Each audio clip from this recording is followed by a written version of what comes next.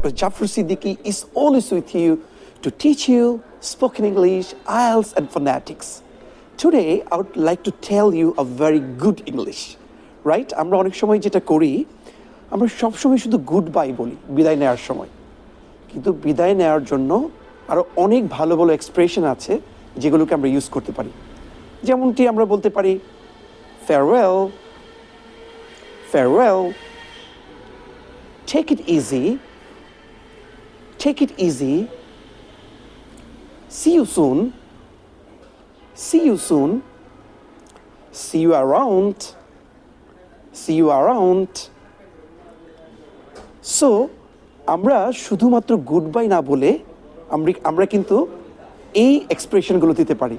তাহলে কি হবে, আমাদের ইংলিশটা একটু ডিফারেন্ট হয়ে যাবে।